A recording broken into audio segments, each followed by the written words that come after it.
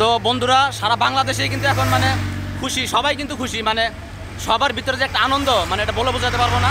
তো আমরা এখন চাইতেছি এমন একটা সরকার আসুক। তোমরা কারা চাও? মিজানুর রহমান হাজারী চাও? মিজানুর রহমান হাজারী ক্ষমতায় আসুক, সে একটা ইসলামিক দল ক্ষমতায় আসুক, তারা এসে দেশ চালাক, ঠিক আছে? তো আমি চাই যে ইসলামী যারা বোঝে তারা, আমার জানা মতে মিজানুর রহমান হাজারী, ঠিক আছে, দেশটা খুব ভালোভাবে চালাতে পারবে, ঠিক আছে?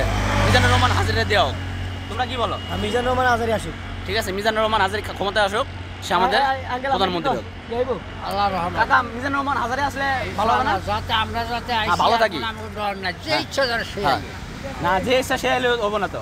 আর আবার যদি তারেক জিয়া হয়, ও তো খারাপ কম না, ও ইয়া তো মনে করেন দেশ চালাবো, দুইটা মিনিট খেয়ে যাবো, বুঝলেন না? তারেক জিয়া কিন্তু এখন বাইরের রাষ্ট্রে আছে, ঠিক আছে? তো আমাদের কম বেশি সবাই আমাদের চাওয়া যে মিজানুর রহমান হাজারী আসুক, মিজানুর রহমান হাজারী এসে দেশটা চালাক, এই বাংলাদেশটা একটা ইসলাম রাষ্ট্র, ইসলাম শাসন করুক, মিজানুর রহমান হাজারী এসে মিজানুর রহমান দেশটা শাসন করুক, আমরা এটাই চাই। তো আপনাদের যাদের মতামত, যারা মিজানুর রহমান হাজারী চান, ঠিক আছে, তারা কমেন্টে এসে জানাবেন।